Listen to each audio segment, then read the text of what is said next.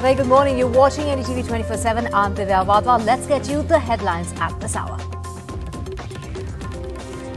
Second terrorist attack in Kashmir in just 24 hours. 35-year-old social media star Amreen Bhatt shot dead.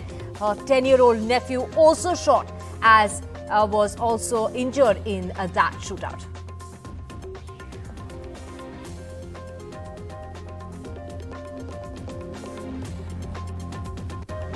Plea by Masjid Management Committee in Varanasi court today. The plea seeks to dismiss the petition for the right for puja in the complex.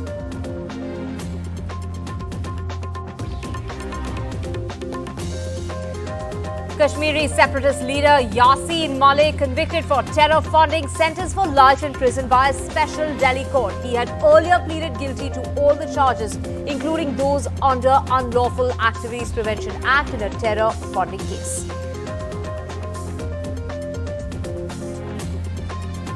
Kapil Sibal quits the Congress party. The lawyer's politician ties with the Congress High Command was at an all-time low. He has filed the Rajya Sabha nomination with the support of the Samajwadi Party as an independent candidate. A day after 19 children were shot dead in a Texas elementary school, a New York governor has said that she wants to raise the minimum age for buying a gun from 18 to 21 years in the state of New York.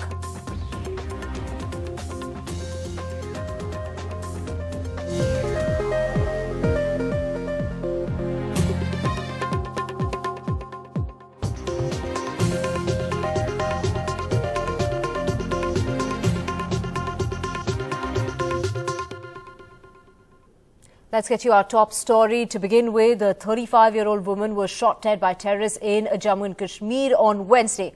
Her 10-year-old nephew was also injured in that very attack. The attack was carried out by Lashkar-e-Taiba terrorists. This is the second targeted attack in the last 24 hours. On Tuesday, a policeman was shot dead by terrorists outside his very house in Srinagar. His 7-year-old daughter, who reportedly rushed to save him, was also injured in the attack. So this is a second attack taking place in the area. We heard of that attack on Tuesday when a policeman was shot dead. His 7-year-old daughter was injured. This time around, a social media star, 35-year-old woman, shot her 10-year-old nephew, injured. We have my colleague Nazir joining us. Nazir, the attacks getting more frequent this time around in a matter of just 24 hours. Yeah, exactly. That shows the kind of vulnerability, insecurity, and how a common man is unsafe. A common, woman, innocent woman, a TV artist, a social media artist who was uploading her videos, which was making people's lives happy. He was talking about different social issues, making fun of things, women they came. And so many things, a happy life going that was cut short when in the brazen terror attack in Chadura area of Budgam district yesterday evening. She was, targeted from point blank. It was clearly a targeted attack, and in the was one 10-year-old boy, her nephew, he was injured. He has received, bullet injury in his arm. So second attack, target attack in 24 hours. Earlier we know this policeman, Saifullah Qadir, was killed. His daughter, 7-year-old, was injured in the same attack. We have seen this month several civilians have been, killed in target attack, and also during the crossfire or by the security force also. So it is getting worse. Security situation is clearly not good. Even as we talk, police says 3 militants have been killed in near the line of control. It was an infiltrating group of militants. So while police have been, launching massive operations against militants and killing militants almost every day. Yesterday 3 were killed. Today 3 more have been killed near LOC. But it's not preventing attacks. It is not preventing killings. It's not preventing innocent killings, be it policemen who are defenseless, who are in civilian clothes, or the civilians, be it Rahul Bhatt, be it Riyaz, be it other people, or Amreen Bhatt, who was a TV artist, was killed outside her home yesterday evening in Chadura. Right, Nazir, two very young deaths and little children being attacked in the process. But like you mentioned, 3 terrorists have been killed near the LOC in the Kupwara district, but not making a difference as far as the uncertainty and the safety issue is concerned in the valley. Thank you so much for joining us with all the details.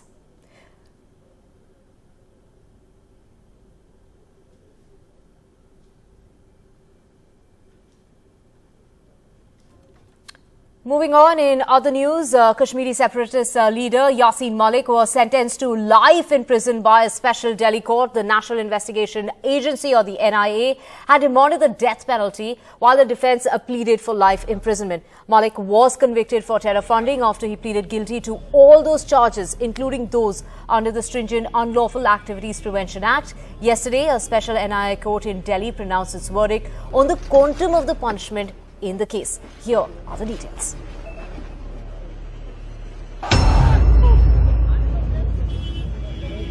A life sentence for Kashmiri separatist leader Yasin Malik. The Delhi court, which convicted Malik on the 19th of May, said he would face 2 life sentences, 5 punishments of 10 years, rigorous imprisonment each, and a fine of 10 lakhs. The jail terms will work concurrently. The charges against Malik include waging war against the country, raising funds of terrorist and secessionist activities, criminal conspiracy and rioting. The case was filed by the anti-terror agency, the NIA, in 2017. In a separate case, Malik is also charged with the murder of 4 Air Force personnel in January 1990. He faces dozens of FIRs for other separatist and terrorist activities. Yasin Malik had joined militancy in 1988 and was part of terror groups that forced Kashmiri pundits to leave the valley or be killed. Yasin Malik had declared a unilateral ceasefire in 1994 and declared the Jammu and Kashmir Liberation Front a political organization. The widow of late squadron leader Ravi Khanna says nothing but the death penalty would be fitting for him. B.R. Sharma थे, उनको मैं ये शहादत के बाद मिलने गई थी श्रीनगर, नटीपुरा का रास्ता जब ये बता रहे थे मेरे हस्बैंड, तो उसने इनके एब्डोमेन पे एक गोली मारी. तो मैंने क्या देखा कि मेरे हस्बैंड का ब्रीफ केस जो है उसको बुलेट लगी हुई है, वो सड़क के ऊपर पड़ा है और मेरे हस्बैंड सीधा लेटे हुए हैं. और मैंने ये समझा कि एक गोली लगने से ये जवान लेट गया है, तो हमारे देश का क्या होगा मुझे पता नहीं था. As the court handed out the sentence, several parts of Srinagar shut down. Drones were seen monitoring sensitive areas. The security force have absolute grip on the situation, even as there was a spontaneous shutdown in Srinagar and some protests here at Paisma. The verdict will have ramifications. The question is, will it act as a deterrent against separatists, or it will fuel more trouble? In Srinagar, Nazir Masoodi for NDTV. Moving on, a day after an 18-year-old gunman massacred 19 children and 2 teachers at an elementary school in Texas, President Joe Biden, speaking at the White House before signing off an executive order on policing, said he was sick and tired of failures to address gun violence. Listen in. I'm just sick and tired of what's going on. It continues to go on. Second Amendment's not absolute. When it was passed, you couldn't own a cannon. You couldn't own certain kinds of weapons. It's just always been limitations. But guess what? These actions we've taken before, they saved lives, and they can do it again. The idea that an 18-year-old can walk into a store and buy weapons of war designed and marketed to kill is, I think, just wrong. It just violates common sense. Even the manufacturer, the inventor of that weapon, thought that as well. You know, where's the backbone? Where's the courage to stand up to a very powerful lobby? And New York Governor Kathy Hochul says that she wants to raise the minimum age of who can buy a gun from 18 years old to 21. Hochul said that she's going to work with the New York legislature to pass the law. Hochul also announced that state police will be doing daily check-ins at schools around the state. How does an 18-year-old purchase an AR-15 in the state of New York, state of Texas? That person's not old enough to buy a legal drink.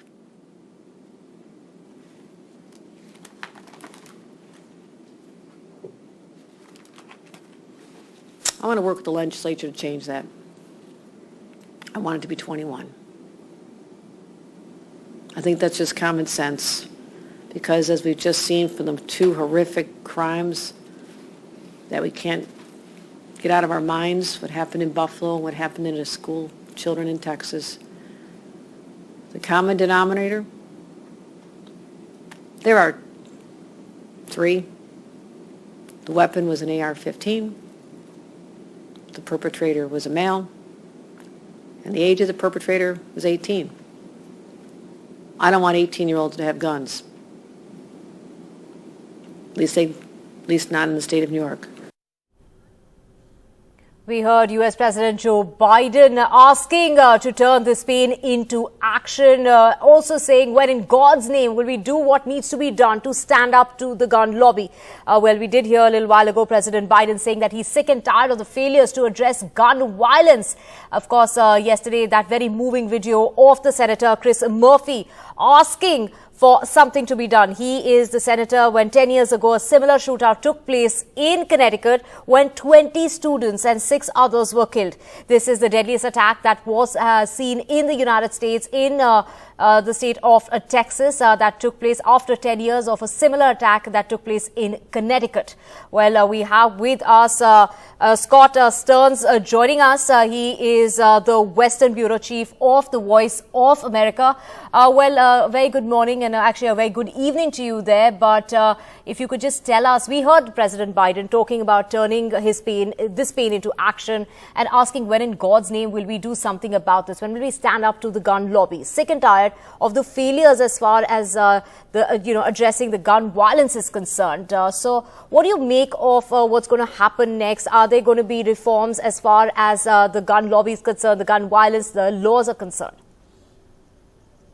The intersection of politics and the issues of gun violence was on bright display here this afternoon in Uvalde. The Texas governor came to meet with volunteers and express his condolences to the families.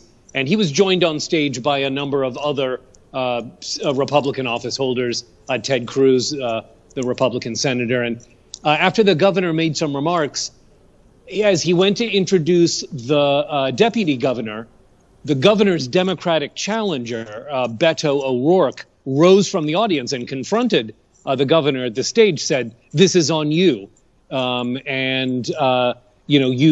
did you, this will keep happening if you don't have to, unless you do something." He was shouted down. It was a largely Republican audience. This is a largely Republican part of a pretty Republican state. Beto O'Rourke, who's the Democratic challenger for Greg Abbott, is, he's down 8 or 10 points in most polling. That's a lot of votes in Texas. It's unlikely that Governor Abbott will not be reelected.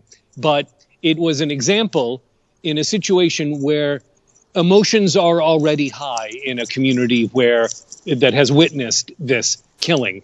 And in this political setting, it was tense. The Democratic challenger was eventually escorted from the room. There were some people in the back of the room who might have been with him who said, let him speak. But for me, it was an example of how even in the town where this has happened just now, it's not possible for politicians to come together and even discuss the same thing in the same room. I think what will be telling, Right. We did see this very moving speech made by Senator Chris Murphy yesterday when he was literally down on his knees begging for some sort of reform to make some change so that this is less likely to happen. Yes. And he is from the state of Connecticut where the Sandy Hook shooting was and has been a proponent of that. As we discussed before, we're months away from a midterm election where the opposition party is feeling pretty comfortable. So they're not going to give President Biden a favor and agree to some sort of meaningful gun reform. That said, this is a strong issue for Republicans. There are many Americans who feel that they have the right to own weapons. They want to own many weapons. They don't want the government to be involved in monitoring those weapons or being involved in any sort of background check. That is a substantial number of people, and they vote.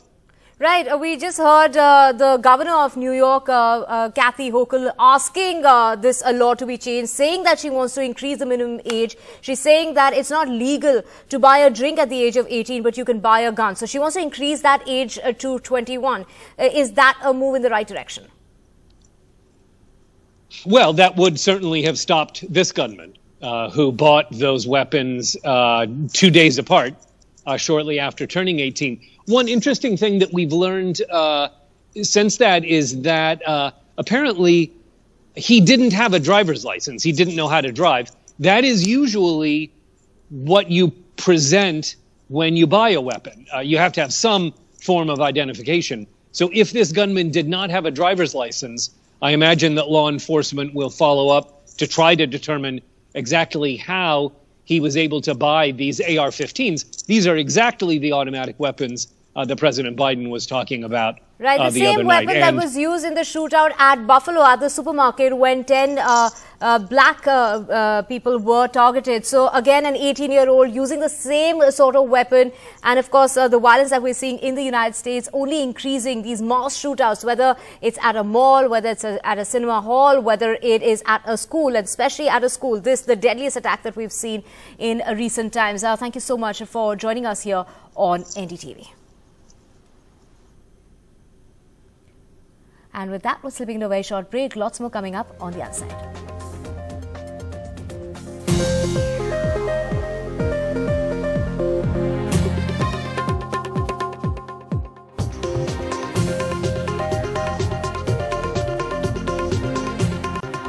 Welcome back. Let's get you breaking news coming in at this moment. A prominent Naxal leader has been found dead in Bihar. Sandeep Yadav was a member of Bihar Jharkhand Special Area Committee. 5 states had offered a bounty on Sandeep Yadav's head.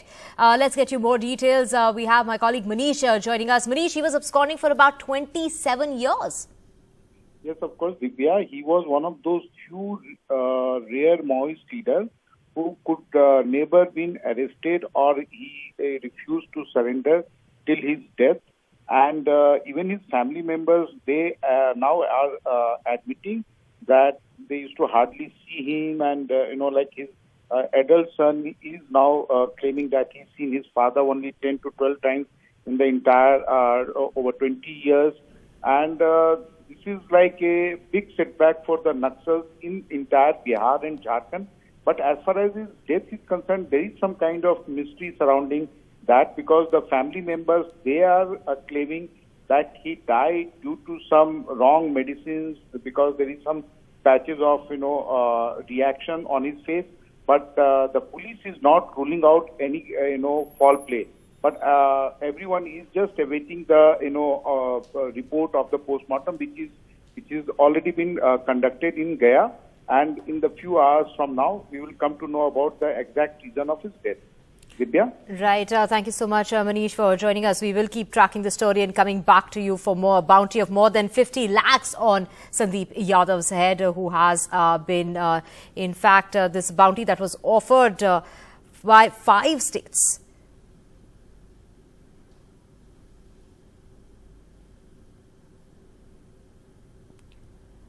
Moving on, in other news coming in, as a part of its nationwide tour, Telangana's Chief Minister K. Chandrasekhar Rao is in Bengaluru today to meet former Prime Minister and JDS Supremo H.D. Devegowda to discuss the national agenda for the upcoming presidential elections and the need to put up a united fight against the BJP. This is for the second time in 4 months that Telangana's Chief Minister is not going to be around in his state to receive Prime Minister Modi, who's going to be in his state to take part in the convocation convocation of ISB, the Indian School of Business. During Prime Minister Modi's first visit, KCR had cited health issues and had deputed his cabinet colleague. And this time around, one of his cabinet colleagues will be receiving the Prime Minister.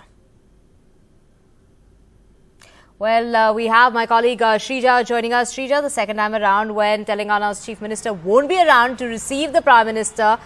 Take us through the details. Also, what's planned as far as the Prime Minister's visit is concerned?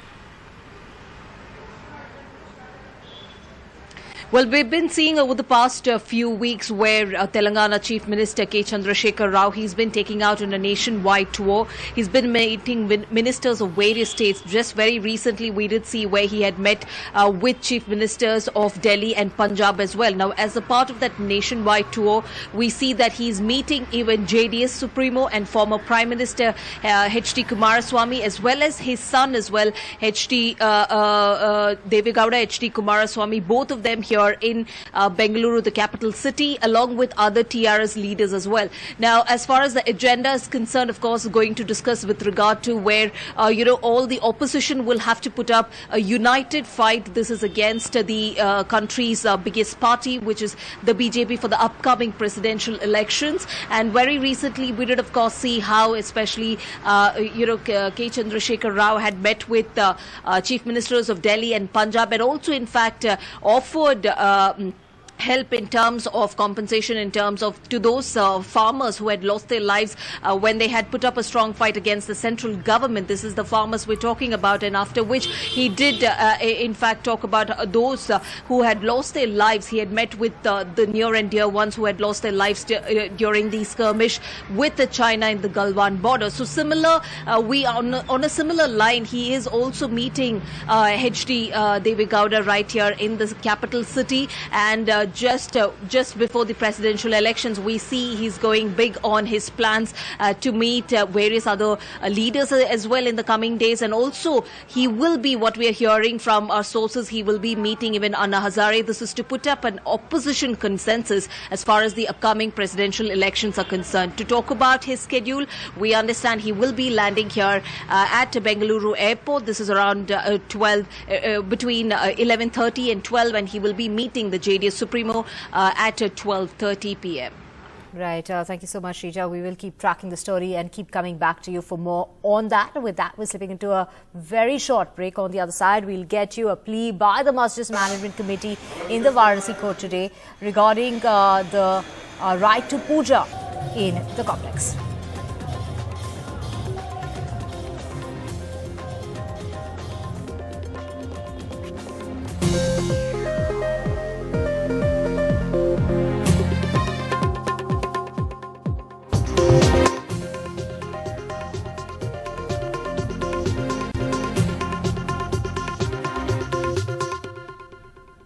Welcome back. Now, the Court of Varanasi Senior Most Judge hearing the Gyan Vapi Mosque case on orders by the Supreme Court is likely to start hearing the Mosque Committee's contention that filming inside the mosque carried out last week is illegal.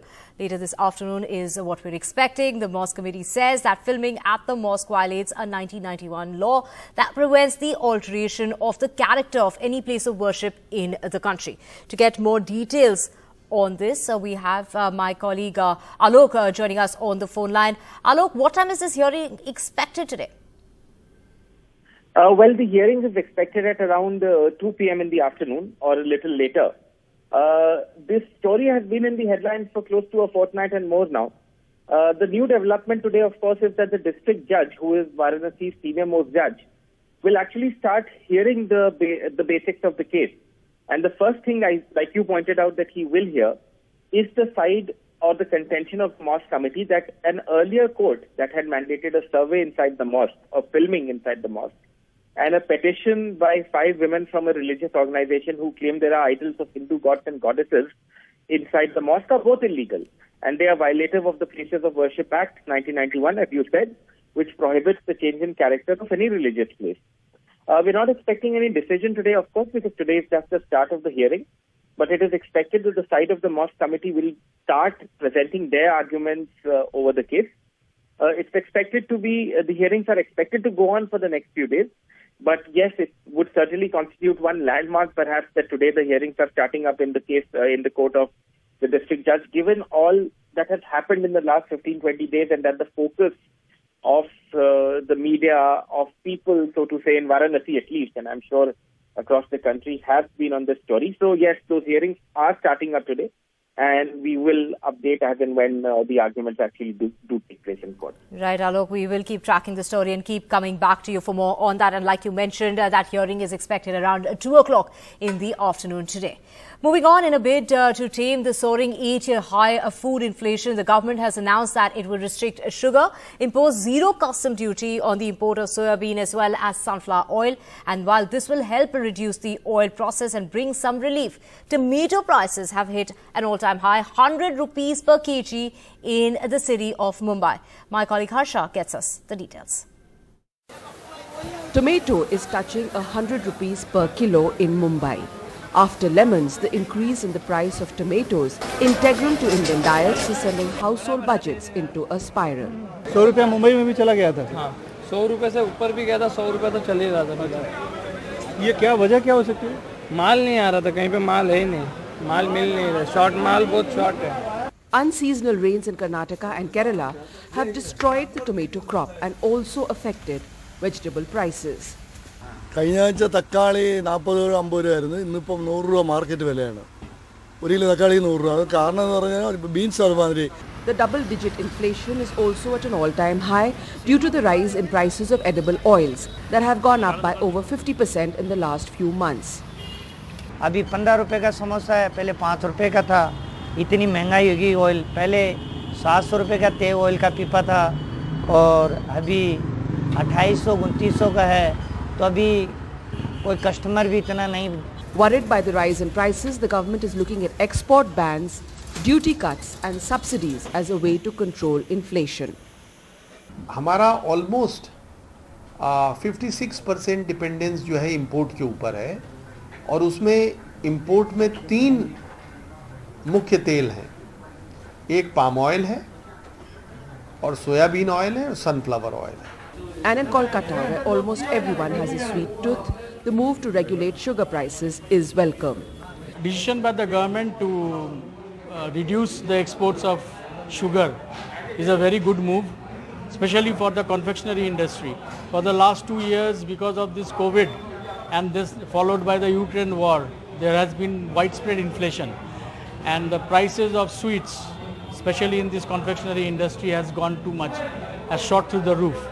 The recent ban on wheat is part of a series of attempts by the government to soften the blow of inflation with subsidies, export bans and duty cuts. NDTV Bureau Report.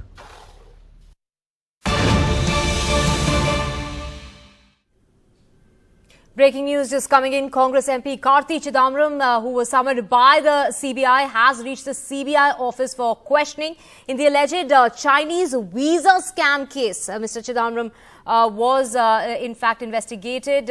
He was to join the investigation within 16 hours after he returned from Britain as per the court order. The son of former Finance Minister P. Chidambaram, Karti Chidambaram, had gone to the United Kingdom with permission of the Supreme Court and a special CBI court, and according to the allegations, 50 lakh rupees were paid as bribe to Karti Chidambaram and his close aide by a top executive of Vedanta Group company to get these visas to Chinese officials.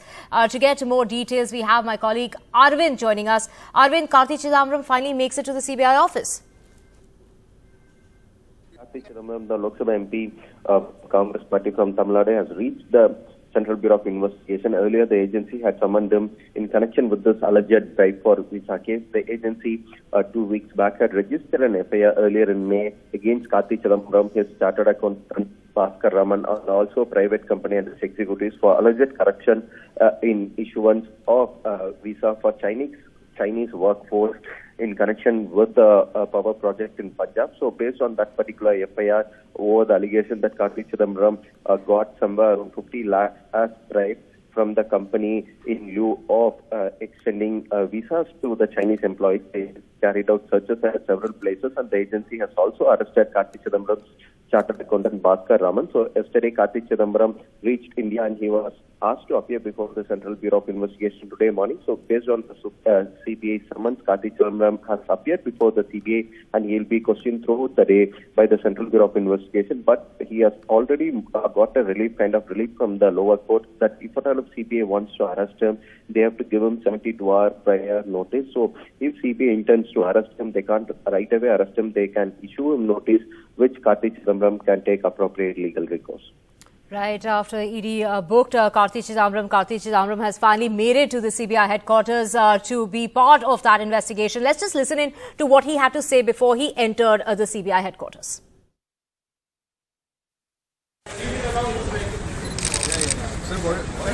Sir, do you want to say anything on this move, about exactly is happening? These are all, every case posted against me is a bogus case.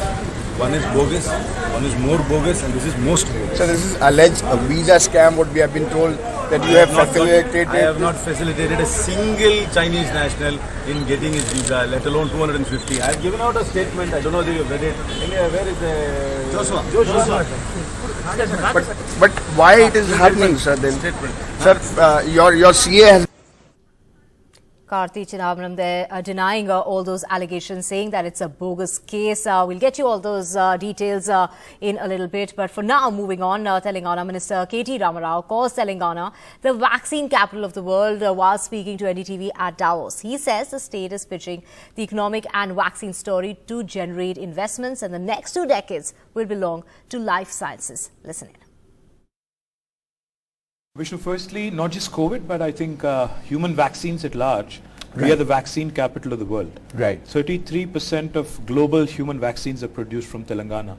Between Sanofi, Bharat, Biotech, Biological Evans and Indian Immunologicals, we produce 9 billion doses, and that accounts for nearly 1/3 of human vaccines produced globally. That makes us the vaccine hub of the world. Right. And more importantly, not just vaccines, but we are also the bulk drugs and pharmaceuticals capital of India. And we are actually in the process of creating the world's largest pharma cluster in about 19,000 acres. Last week we were in London. We entered into a memorandum of understanding with King's College, basically trying to set up a world-class life sciences university in Telangana as part of the Pharma City, which is the vision of our Honorable Chief Minister. And what we're even more kicked about is, as a city where biology meets technology, as a city where data sciences meets life sciences. MedTech, and more importantly, Vishnu, the interface of technology and life sciences, technology and biology is what makes it an exciting frontier. Because the next decade or next 2 decades, if you ask me, are going to belong to life sciences, because you know the leveraging technology, emerging technologies such as AI, ML, robotics, all of these is going to make Hyderabad an exciting place to invest. Now, can the Indian economy brave global headwinds? Can India afford to lift the wheat export ban? Here is an NDTV exclusive with Niti Aayog CEO Amitabh Kant at Davos. Listen in. Our own food production was getting impacted because of advanced weather conditions this particular year due to heat, and the production this year would not meet its full target, and therefore it was necessary to ensure that we don't end up not being able to feed our own citizens, number one. Number two, that we should not end up with a huge level of domestic inflation, and particularly food inflation, which would impact the lives of our citizens. So it was very necessary. But we've done our bit for the world. We've exported quite a bit. We've pushed out a lot of our stocks out already. We've never been a large exporter of wheat at all. Now to say that we beg India is not a fair proposition, because we've never traditionally and historically been a large exporter. Our belief always has been that India needs to grow at rapid rates of 8 to 9%. On a sustained basis over a long period of time. States must become now the key driver of growth. If you have 10 Indian states growing at 9 to 10% per annum, India grows. India is a function of how the states grow, largely because India is a very large country. And now, time to get you the very latest from Ukraine. Buildings in villages across the Kharkiv region in Ukraine were destroyed after being hit by shelling overnight, according to officials on Wednesday. Houses have been destroyed in several villages in the community by the Russian artillery.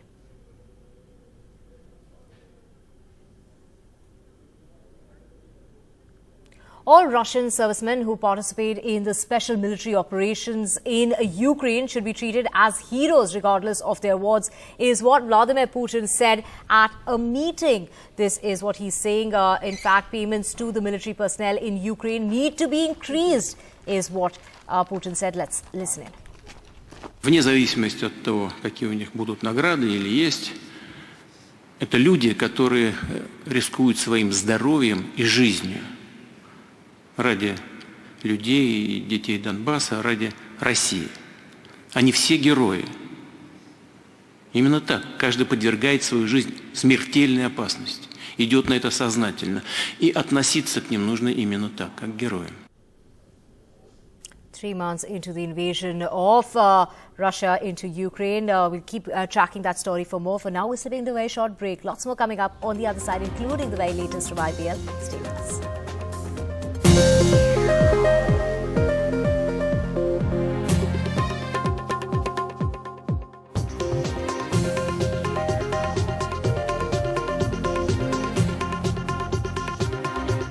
In a bid to tame the soaring 8-year high food inflation, the government has announced that it would restrict sugar, impose zero custom duty on the import of soybean as well as sunflower oil. And the government, in fact, says that this will ease the pressure on the common man's pocket. Everybody has been witnessing soaring prices across commodities, right from edible oils to milk to sugar. Now, while this process will help reduce oil prices to some extent and bring some relief, tomato prices have also hit 100 rupees per kg in Mumbai. Harsha gets us this report. Tomato is touching 100 rupees per kilo in Mumbai. After lemons, the increase in the price of tomatoes, integral to Indian diets, is sending household budgets into a spiral. 100 रुपया मुंबई में भी चला गया था। हाँ, 100 रुपये से ऊपर भी गया था, 100 रुपये तो चल ही रहा था। ये क्या वजह क्या हो सकती है? माल नहीं आ रहा था, कहीं पे माल है ही नहीं, माल मिल नहीं रहा, शॉर्ट माल बहुत शॉर्ट है। Unseasonal rains in Karnataka and Kerala have destroyed the tomato crop and also affected vegetable prices. കഴിഞ്ഞ ആഴ്ച തക്കാളി 40 രൂപ 50 രൂപയായിരുന്നു, ഇന്നിപ്പം 100 രൂപ മാർക്കറ്റ് വിലയാണ്. ഒരു കിലോ തക്കാളി 100 രൂപ. അത് കാരണം എന്ന് പറഞ്ഞാൽ ബീൻസ് അതുമാതിരി. The double-digit inflation is also at an all-time high due to the rise in prices of edible oils that have gone up by over 50% in the last few months. अभी 15 रुपए का समोसा है, पहले 5 रुपए का था। इतनी महंगाई होगी ऑयल, पहले 700 रुपए का तेल ऑयल का पीपा था और अभी 2800-2900 का है, तो अभी कोई कस्टमर भी इतना नहीं. Worried by the rise in prices, the government is looking at export bans, duty cuts and subsidies as a way to control inflation. हमारा ऑलमोस्ट 56% डिपेंडेंस जो है इंपोर्ट के ऊपर है और उसमें इंपोर्ट में 3 मुख्य तेल हैं. एक पाम ऑयल है और सोयाबीन ऑयल है और सनफ्लावर ऑयल है. And in Kolkata, where almost everyone has a sweet tooth, the move to regulate sugar prices is welcome. Decision by the government to reduce the exports of sugar is a very good move, especially for the confectionery industry. For the last 2 years, because of this COVID and this followed by the Ukraine war, there has been widespread inflation, and the prices of sweets, especially in this confectionery industry, has gone too much, has shot through the roof. The recent ban on wheat is part of a series of attempts by the government to soften the blow of inflation with subsidies, export bans and duty cuts. NDTV Bureau Report. And with that, we're slipping into a very short break. But what's coming up next, Priyanshi? There's lots coming up, Divya, and it's an exclusive interview with Telangana Minister KTR, who is at Davos to pitch the story of the startup state, Telangana. We'll get you all the details on the other side.